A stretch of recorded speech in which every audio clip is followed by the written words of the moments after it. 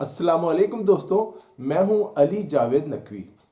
دو خبریں بہت اہم ہیں۔ ایک یہ کہ ایران میں مظاہرین سے پاکستانی ساختہ اسلحہ بڑی تعداد میں پکڑا گیا، اور جن ممالک کا اسلحہ پکڑا گیا ان میں ترکیہ، امریکہ اور اسرائیل شامل ہیں۔ سوشل میڈیا پر جس پلیٹ فارم نے پاکستانی اسلحہ برآمد ہونے کا الزام لگایا، ذرا تحقیق کی تو معلوم ہوا کہ یہ ادارہ اس سے پہلے بھی پاکستان کے خلاف پروپیگنڈا پھیلاتا رہا ہے۔ اس کا مقصد یہ نظر آتا ہے کہ بعض طاقتیں پاکستان اور ایران کے تعلقات خراب کرنے کی کوششیں کر رہی ہیں۔ کسی غیر جانبدار ذریعے نے اس بات کی تصدیق نہیں کی۔ دوسری طرف ایک رپورٹ جو امریکی میڈیا نے جاری کیا، اس کے مطابق ایران میں مظاہرین کو کچلنے کے لیے، احتجاج کو ناکام بنانے کے لیے سیکیورٹی فورسز کے ساتھ ساتھ ایران کے حامی غیر ملکی گروپ بھی پیش رہے ہیں۔ اس میں پاکستانی نوجوانوں پر مشتمل تنظیم زینبیون کا نام بھی لیا جا رہا ہے۔ زینبیون کے بارے میں غیر ملکی میڈیا کا دعویٰ ہے کہ یہ تربیت یافتہ گروپ ہے جس میں پاکستانی نوجوان شامل ہیں، لیکن مقامی ذرائع یہ کہتے ہیں کہ اس طرح کا زینبیون نام کا کوئی گروپ پاکستان میں ہے ہی نہیں۔ اسی طرح افغانستان، عراق، لبنان اور شام کے ایرانی حمایت یافتہ گروپ بھی ایرانی حکومت کو بچانے کے لیے فوری طور پر ایران پہنچے یا پہلے سے ہی وہاں موجود تھے۔ اب ایک اور اہم خبر، اسرائیل میں تعینات سابق امریکی سفیر ڈان شپیرو نے دعویٰ کیا ہے کہ صدر ٹرمپ ایران کے سپریم لیڈر آیت اللہ خامنئی کو قتل کرانے کا منصوبہ بنا رہے ہیں۔ انہیں وینزویلا طرز کے آپریشن میں شہید کیا جا سکتا ہے۔ ایک دوسری رپورٹ میں بھی ایک ایسے ہی خطرناک منصوبے کا انکشاف، جس میں سپریم لیڈر کے ساتھ ساتھ ان کے قریبی ساتھیوں کو بھی نشانہ بنایا جائے گا۔ اس سے پہلے اسرائیل نے بھی سپریم لیڈر کو نشانہ بنانے کی دھمکی دی تھی، لیکن ایران کی جوابی دھمکی پر اپنے منصوبے سے پیچھے ہٹ گیا اسرائیل۔ ایرانی صدر نے صدر ٹرمپ کو خبردار کیا کہ سپریم لیڈر آیت اللہ خامنئی کے خلاف کوئی بھی کارروائی جو امریکہ کرتا ہے اسے اعلان جنگ سمجھا جائے گا، اور ایران خطے میں موجود امریکی فوجی اڈوں کو نشانہ بنائے گا، اسرائیل کو بھی نشانہ بنائے گا۔ ایران میں مظاہرے ختم ہو چکے ہیں۔ امریکہ اور اسرائیل کی مدد سے تبدیلی لانے والے مظاہرین مایوسی کا شکار ہیں۔ یہ تحریک جتنی تیزی سے شروع ہوئی تھی اس سے زیادہ تیزی سے ختم ہو گئی ہے۔ یہ الگ بات ہے کہ اس تحریک کو ہوا دینے میں مغربی میڈیا اور سوشل میڈیا نے اہم کردار ادا کیا۔ خود ایرانی بھی حیران ہے کہ وہ رجیم چینج کرنے والے راتوں رات خود کیوں چینج ہو گئے، کہاں غائب ہو گئے۔ ایرانی مظاہرین سمجھتے ہیں کہ انہیں بڑا دھوکہ دیا گیا، ان کا امریکی صدر پر اعتماد ٹوٹ گیا ہے، ختم ہو گیا ہے۔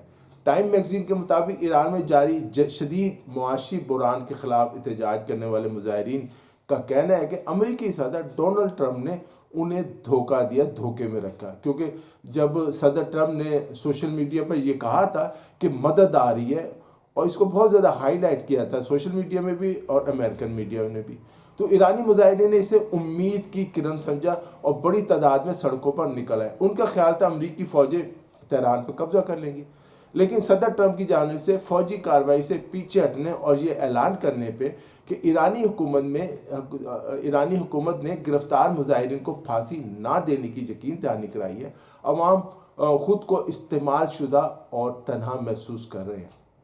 ٹرمپ کے بیانات نے انہیں خطرے میں ڈال دیا، کیونکہ اسی امید پر لاکھوں افراد نے احتجاج میں حصہ لیا کہ امریکن فوجی ان کی مدد کے لیے آ رہے ہیں، جس کے بعد سیکیورٹی فورسز نے انٹرنیٹ بند کر کے سنائپرز اور خود کا ہتھیاروں کے ذریعے بڑا کریک ڈاؤن کیا۔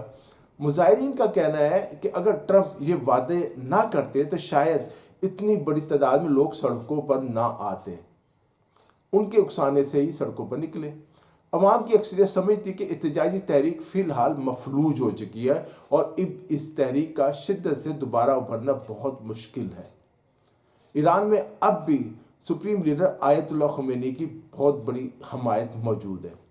اب ایک اہم سوال جو عالمی میڈیا کے رپورٹس میں اٹھایا جا رہا ہے، جس کی تحقیقات بھی جاری ہے، کہ کیا عراقی ملیشیاءیں اور افغان جنگجو ایران میں مظاہرین کو کچلنے میں ملوث ہیں؟ غیر ملکی مسلح گروہوں کے ذریعے کریک ڈاؤن کے الزامات، حشد الشعبی، فاطمیون اور زینبیون پر شکوک، امریکی و دیگر عالمی ذرائع کی رپورٹس کے مطابق ہزاروں عراقی سرحد پار کر کے ایران داخل ہوئے، لیکن ان رپورٹس کی کسی بھی غیر جانبدار ادارے نے تصدیق نہیں کی۔ صرف امریکن پروپیگنڈا یا اسرائیلی ذرائع ابلاغ جو ہیں وہ اس بات کا پروپیگنڈا کر رہے ہیں۔ ایران مخالف ایک اخبار نے اپنی رپورٹ میں الزام عائد کیا کہ ایران نواز عراقی ملیشیاں یا جو پاپولر موبلائزیشن فورسز جنہیں کہا جاتا ہے، ممکنہ طور پر ایران میں جاری مظاہروں کو دبانے میں حکومت کی مدد کر رہی ہیں۔ انہوں نے بھی کہا کہ ممکنہ طور پر، حتمی طور پہ نہیں کہا، جبکہ ماضی میں بھی ایسے دعوے سامنے آتے رہے ہیں کہ اسلامی انقلابی گارڈز IRGC نے احتجاج کو چلنے کے لیے غیر ملکی گروہوں کا سہارا لیا جو ان کے دوست ہیں، ان کے نظریاتی دوست ہیں۔ وکلاء، محققین اور سوشل میڈیا پر موجود بعض بیانات میں الزام عائد کیا گیا کہ عراقی ملیشیا کے ساتھ ساتھ افغانستان کی فاطمیون ڈویژن جو ہے وہ ایران سے تربیت یافتہ گروپ مظاہروں کو کنٹرول کرنے میں ملوث ہے اور ان کی تعداد بہت زیادہ ہے۔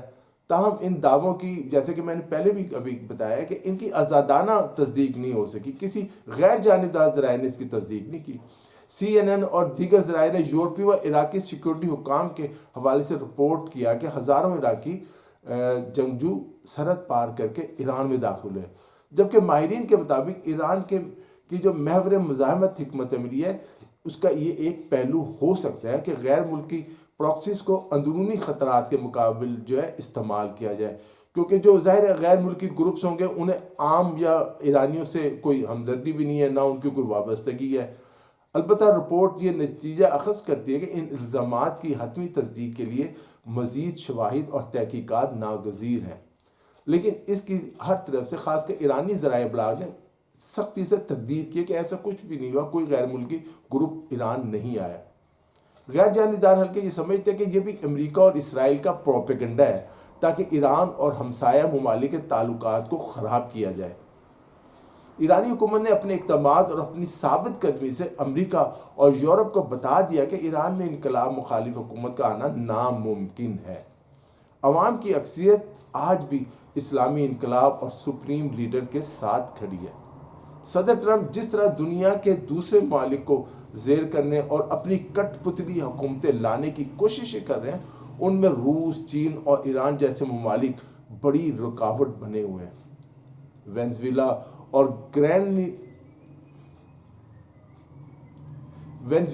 گرین لینڈ کی وسائل پر قبضہ کرنے کے اعلان پر یورپی ممالک کی خاموشی اس بات کا ثبوت ہے کہ یورپی ممالک کی اپنی کوئی پالیسی اور سوچ ہے ہی نہیں۔ جدید ٹیکنالوجی کے باوجود وہ اپنے دفاع کے لیے امریکہ کے محتاج ہیں، اور امریکہ اس کے بدلے ان کے ساتھ جو چاہے سلوک کرے، اور جو ہو رہا ہے آپ کے سامنے ہے۔ صدر ٹرمپ کی دھمکیوں کے بعد وہ امریکہ کو پیسہ بھی دینے کو تیار ہیں۔ سعودی عرب کی ویب سائٹ العربیہ اردو کی رپورٹ کے مطابق ایران اور امریکہ کے درمیان جاری کشیدگی اور لفظی جنگ کے تناظر میں امریکی صدر ڈونلڈ ٹرمپ نے اپنے پلیٹ فارم ٹروتھ سوشل پر ایران کے حوالے سے کچھ اہم اشارے دیے ہیں، کہنے ایک طرح سے دھمکی ہے۔ امریکی صدر نے ایک پوسٹ شیئر کی جس میں فاکس نیوز کے اینکر مارک تھیسن کا بیان شامل تھا۔ تھیسن نے پیشگوئی کی کہ ٹرمپ اپنی مدت صدارت ختم ہونے سے پہلے ان ممالک کا دورہ کریں گے جنہیں انہوں نے آزاد ایران، آزاد کیوبا اور آزاد وینزویلا قرار دیا ہے، کہ اس عرصے میں جب صدر ٹرمپ کی مدت صدارت ختم ہو رہی ہے یہ ممالک آزاد ہو چکے ہوں گے۔ یہ ان کی سوچ ہے۔ یہ پیش رفت ایک ایسے وقت میں سامنے آئی ہے جب ایران سے متعلق معاملات تیزی سے بدل رہے ہیں۔